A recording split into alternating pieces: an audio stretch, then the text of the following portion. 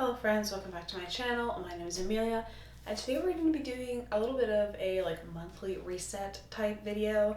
This is kind of what I originally planned to do last month, but as we saw it didn't really work out. However, I'm going to be doing my reviews just in this sort of seated area instead of doing a voiceover of my reading journal spreads for them because I haven't done those yet.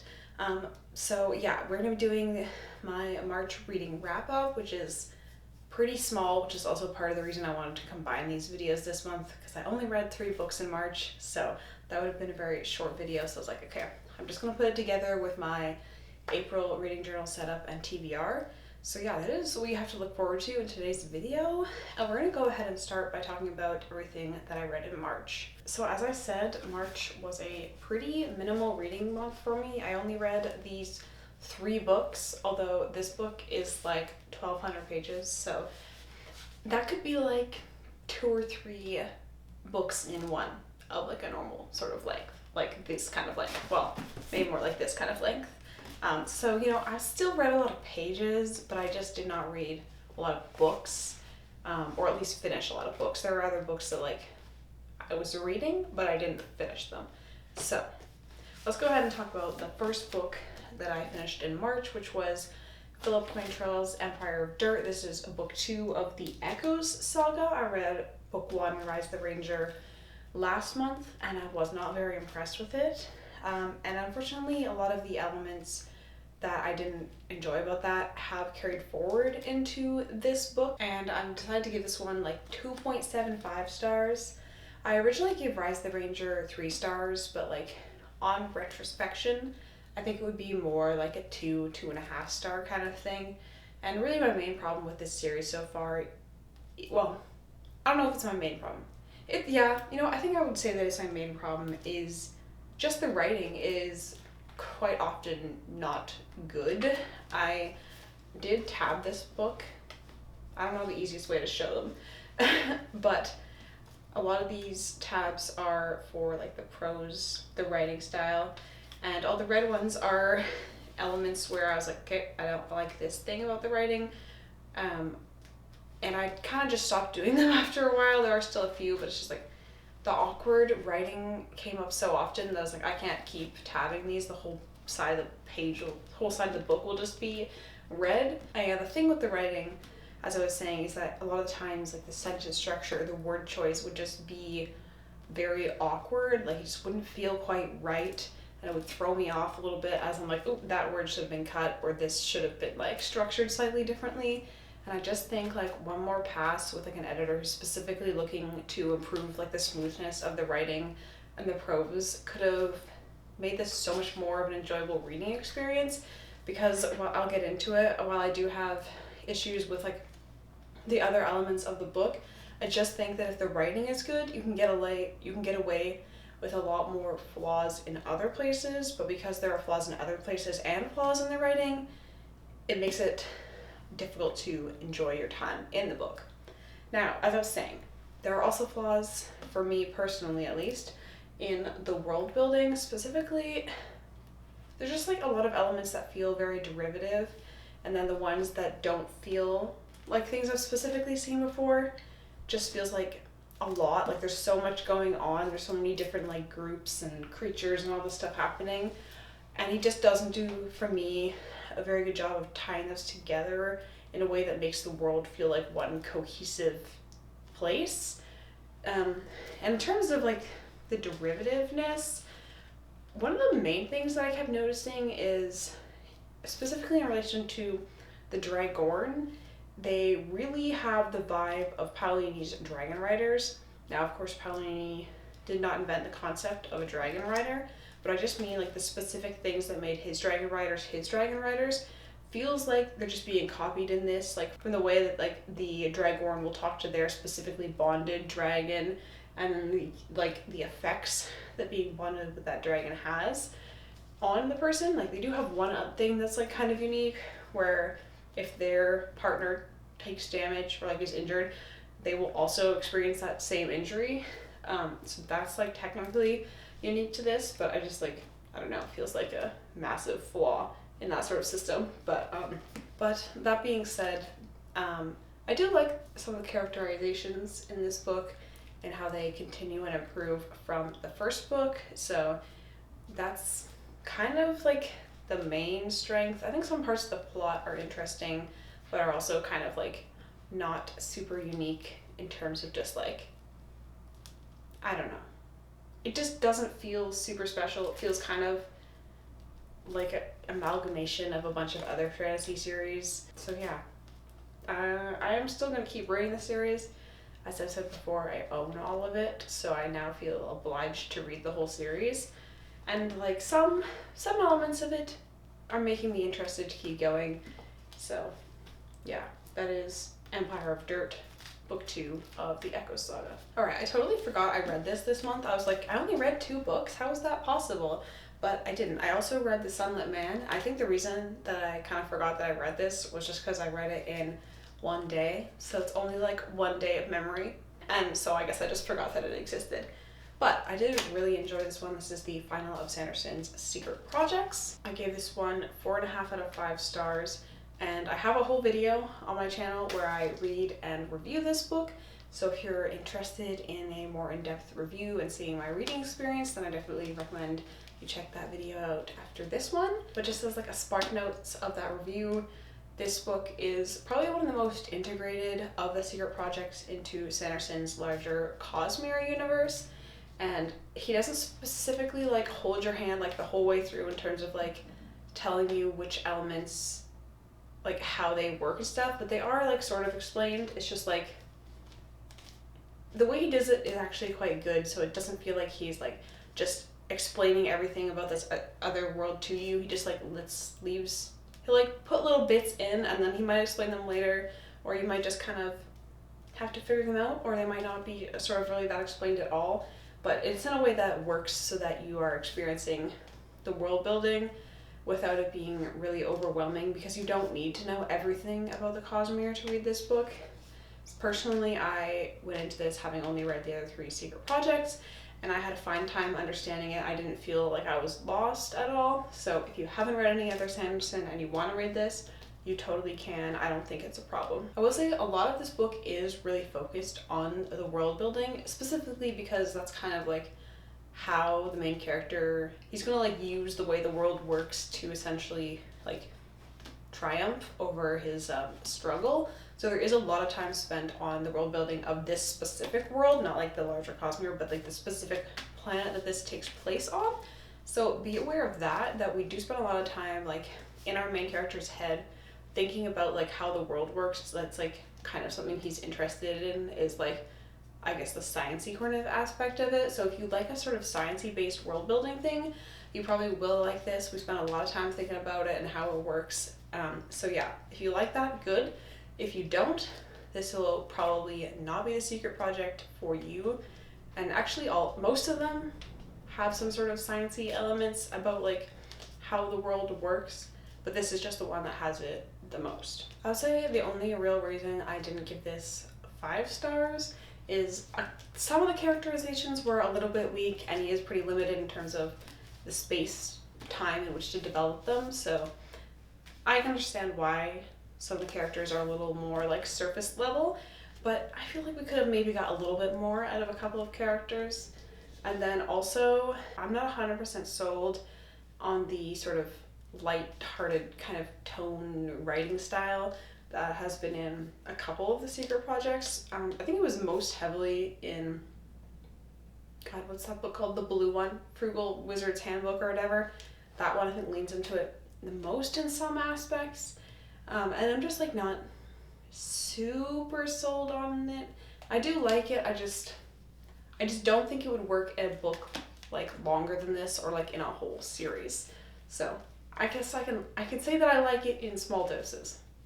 But yeah, that is Sunlit Man. As I said, I have a much more in-depth review about it in its own video, so if you are intrigued, check that out. But that's all I'm going to say about it for now. And after finishing the final Secret Project, I finally started Sanderson's regular catalog and picked up The Way of Kings, which is book 1 of the Stormlight Archive. Now, as I said, this is, oh, no, my bookmark. As I said, sorry, I got distracted. This is a thickie of a book, and I like long books. They give you a lot of time to explore the world and the characters and all that kind of stuff. But this was a very long book, and I do feel that in some spots we potentially could have trimmed down on some things, specifically with like the interludes. They're just like little sections where he'll jump to other characters inside the world, and some of those I'm not totally sure yet the purpose of, and they may become clear in the following books, like why they were there and the relevance of the information that we were given. But at the moment, some of them I was just like, we could have probably skipped this and been fine. So yeah, I don't know. I will see, as I said, when I read further, if those become relevant. But yeah, even though it's long, I did enjoy it the whole way through, so I can't complain too much about that. It gave me a lot of entertainment. And this does not read like The Secret Projects at all. It doesn't have that kind of lighthearted, sort of absurdist humor tone at all. It definitely reads a lot more along the lines of like classical fantasy in terms of like the tone and then like what's sort of happening in the world. But I wouldn't specifically say that it feels actually like a classical fantasy. It just like is, I like there's like a scale of humor fantasy at one end and like classical fantasy at the other. It's definitely a lot closer to classical fantasy than The Secret Projects are, if that makes sense. Sanderson's world building continues to shine in this. This is definitely an example of where the author is just able to establish like the scale and scope of the world and have all these different elements within that world, but is able to actually bring them together in a cohesive way that makes it feel like one world, even though there are different people within it, in a much more successful way than something like Empire of Dirt, which felt very fragmented and not tied together.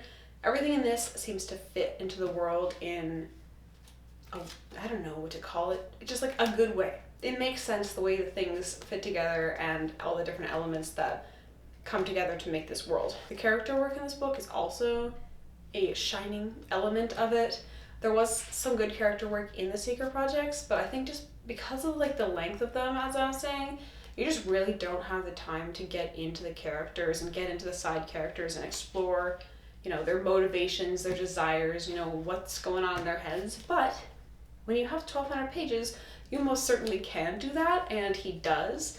I would say my favorite character is probably Shallan. I don't really know. I just think that her backstory and her motivations are really unique and interesting, and I like how she is able to be like a strong character now, but we can see that there's so much room for her to grow and become like her own person now that she's sort of out in the world on her own, able to do her own thing. Like, I just feel like she could be so great, and I'm really interested to see where her storyline specifically goes in relation to the other things that are happening. And yeah, I immediately had to buy the next book in the series after reading this, and I now have all of them actually. So I'm sure you'll be hearing from me shortly about the next book in this series. I think it's Words of Radiance.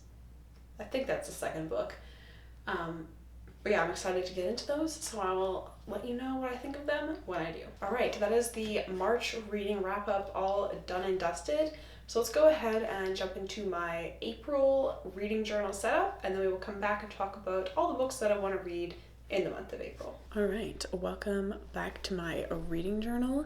So for this month's theme, I know I said at the beginning of the year that I wanted to try to like push myself and do themes that were more creative and difficult, like for me specifically, and I do still want to do that in some regards, but also I haven't been feeling that inspired to work on my reading journal recently. So for this month's theme, I decided to do just like a really classic reading journal theme. So we are of course doing the bookshelf, books on a shelf, whatever you want to call it, theme. I think this is kind of one of the most common themes that you see in somebody's reading journal, but it just works, you know? Like, how can you go wrong with a bookshelf in a journal about books? You simply cannot. So I decided to go for the whole page bookshelf kind of vibe. I did consider doing like a bookcase and in like part of like a scene kind of deal, but I just feel like the ones where the shelves kind of cover the whole page feel, I don't know. They just feel very like complete because the full page is covered, I think. I don't know if that makes sense. But yeah, that's what I decided to go for. So we're doing 4 shelves all the way from top to bottom and adding a bunch of knickknacks and plantage and stuff. And some of the knickknacks or like things in general, like, okay, I don't know what things in general means, just like things other than books, were inspired by things that I actually have on my real life bookshelf, because I was just like looking up like what do people put on bookshelves. I was like, okay, what's on my bookshelf? So I have a little camera like that. I've got a little teapot. I've got some plants on my bookshelf, most of which are kind of currently in a state of death because I went through a phase for like 2 months where I like didn't water any of my plants. We're trying to do better now. I'm not sure how much better I'm doing, but like I'm trying, you know. But my bookshelves are kind of desperately in need of being reorganized, and honestly what they really need is more shelves. And I do have a shelf that I kind of have my eye on, but they are kind of expensive, so I don't know when I'm going to get around to doing that. So I should probably reorganize my shelf in the meantime as like a, you know, stopgap. Is that what the word would be? Potentially. But I have a bunch of my books downstairs, which is fine, but I like to look at my fantasy books when I'm like sitting at my desk like working or like trying to think of videos ideas and stuff. Like I just like to see my favorite books in the room that I spend the most time in, which is, I don't know if this is the room I spend the most time in, like obviously just counting sleeping. I don't know, but I just like get more chance to look at my books here. So I'd like to bring some of those books up, you know, refresh it a little bit. So I may do a video on that soon. If you guys are interested in seeing that, feel free to let me know in the comments. My books will definitely not all fit on my shelf, but I could put different ones downstairs that I'm less excited to see. But at the same time, it's like you want to put books in your common living spaces, like where when people come over, they can see books that actually like represent your tastes. I don't know. Maybe that's just me. Maybe it obviously it doesn't matter. I know some people buy books and put them out just for like the aesthetics, and it has no representation of their taste at all. But that's not really my vibe. I would like the stuff that I display in my home to say something about me. But yeah, that's just my personal take. As you can see, we have a visitor. Mimi at this point, she had been sleeping peacefully in the bed all morning. And then I swear they have like a little sensor. So as soon as I start working on reading journal stuff, they're like, oh, now is the perfect time to get on your desk and ask to be petted and to bump into the camera. And yeah, so if there are a few lines that got, you know, ruined, well, I think I managed to hide most of them from the cat just like bumping into me and stuff. So if you have cats, I'm sure you know the struggle.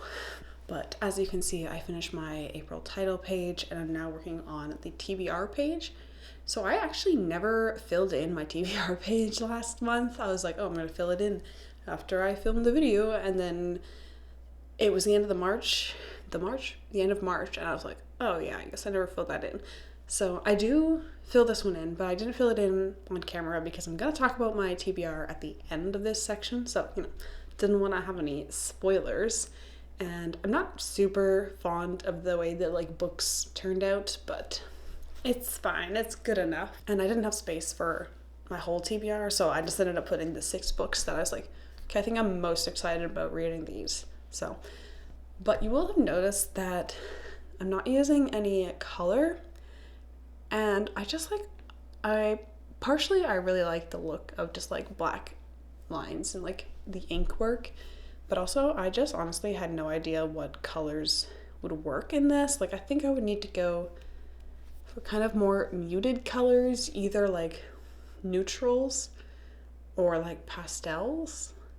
But I'm not really sure. You have to let me know in the comments if you think I should try coloring in some of these books, if you think that would look better, or if you think that the just sort of plain black and white is the vibe, I guess. But I'm on now to my final 2 pages, my month in review and my page tracker, just using like a top sort of shelf as the decoration. And then of course my month in review page, I leave the rest of it blank so that when I do the review, I can fill it in. And just using the same graph that I used last month for my pages tracker, I haven't actually filled in last month's yet. I did not do a good job of writing down the days that I read on. So that's going to be a little difficult and it probably won't be super accurate. But that is pretty much everything for my reading journal setup this month. So here is a quick flip through of my pages, and I hope you have enjoyed this portion of today's video. Alright, welcome back. As you can see, I've collected a TBR pile that is most certainly unachievable. However, I like to have options. So I've got a lot of options here. At the top here, we have a book that I'm actually a good chunk of the way through. I have about 280-ish pages left. And that is, of course, Robert Jordan's A Memory of Light, the final book of the Wheel of Time, the main arc. And yeah, I'm reading this currently, really enjoying it. And there's also going to be a read and review for this book coming shortly. So keep your eyes peeled for that if you're interested in my thoughts on this. But yeah, this is the first book on my TBR. And as I've said, I'm making good progress. So this is one I will definitely at least finish. And then I was thinking, it's spring. I feel like I should, mix things up a bit, mix up my reading. So I have 3 books that are not fantasy. Actually, they're all classics, which is not something I have a lot of experience reading, mostly just because I don't really care about reading classes specifically. You see all those lists that are like, oh, books you have to read before you're X age or whatever. And I honestly just don't really care. I think you should read whatever books bring you joy. However, I think I could be missing out on some good stuff. And I just want to, I've been reading fantasy exclusively for like 2 years now, and I do think, fantasy and nonfiction, and I do think that branching out a little bit would be good, especially as I'm working on my own writing right now. I know that classics tend to have very good writing, so I think I could learn something from them potentially. So first I have Emma, which I believe is like a romance. I'm pretty sure I've seen the movie, so I was just like, yeah, I could probably read that. And also it's not a super long one.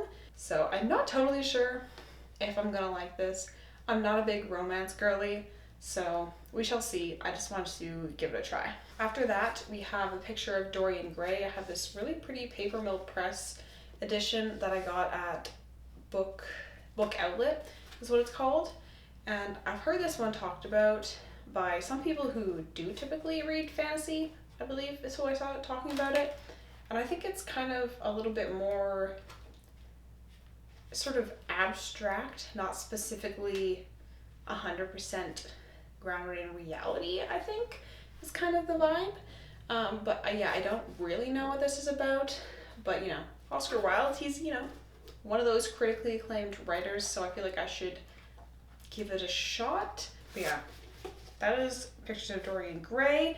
And then the final book on my classics pile is Anne of Green Gables. I have actually read this before, but it's been a long time, and I found this really nice edition at a thrift store. It is like, I think I showed this in a video, but it's got like illustrations and yeah, it's just really pretty, and it's been a long time since I've read this, so this is definitely a spring vibes book, so I will hopefully get around to this one. But yeah, this is technically a reread, so this will probably be the one that I put like the least priority on actually reading, but it would be nice to get around to it if I have time. All right, with the classics out of the way, the rest of my stack is fantasy. So the first one we have on here is Words of Radiance. This is in fact book 2 of the Stormlight Archive. I just talked about having read Way of Kings last month and really enjoying it, so I would like to continue the series. This is another big thickie, but it's not quite as long as the first one. This is like 1,100 pages, as opposed to the 1,200 plus that the first one was. That is Words of Radiance. And then after that, I have In the Labyrinth of Drakes. This is the 4th book, I believe, in the Lady Trent series. Oh, I didn't realize it, but this one also has a different color of text. The 3rd one is printed in blue. This is printed in red. I'm not sure about the red, but I did like the blue. this follows a female naturalist in like a Victorian era type society, except for there are dragons, and she is trying to go out on her own and make a name for herself as a woman naturalist. And it's been pretty interesting so far. There are some threads that go through the other books, like plot threads that are overarching, even though each one is like an individual expedition. And I've been really enjoying them so far. They're nice, quick, easy reads.